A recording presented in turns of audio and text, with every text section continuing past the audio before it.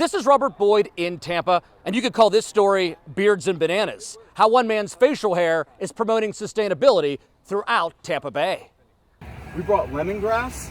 When Matthew Nadu arrives at a community garden, it's like Christmas morning, only instead of a sled full of toys, he delivers a car full of plants. We'll come into community gardens like the Sustainable Living Project like we're at now, and we'll just be like, hey, what do you need? What are some cool things that we can plug in and help you with? The name of Matthew's company is Bring Back Eden, based in Bradenton. We build out food forests, and a food forest is exactly what it sounds like. It's a forest made out of food. And whatever they have left over from a job site, from mulch to seeds to trees, it's donated to various community gardens across Tampa Bay.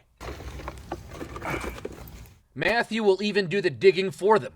Georgia Snyder is the director of the nonprofit Sustainable Living Project located in Tampa. When you were contacted by Matthew and Bring Back Eden, what were your initial thoughts? Did they want to come out here and help you out? I thought that was really neat. I was really touched, and I was really excited that, somebody from a little further away even found us, because we do tend to be pretty hyper-local. Jicama.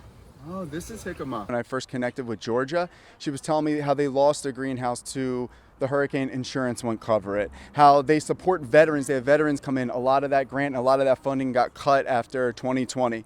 So they're doing so much, they're putting so much heart and soul, and it can be very draining. And now Matthew's mission is being recognized on the national scale, thanks to his beard.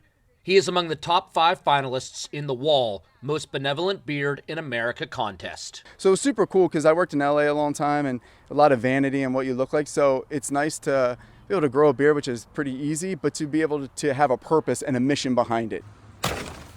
Wall, which makes men's grooming products, had 2 main criteria. The finalists not only have a good beard, but a mission of goodwill. These are the things we want to help with because it builds community. Matthew says, win or lose, he's proud that his beard is a lot like his mission, all natural. We're growing coconuts. I use the coconut oil for my beard. Avocado is really good, like eggs. So it's kind of like what we're growing also fuels like the thickness of your beard.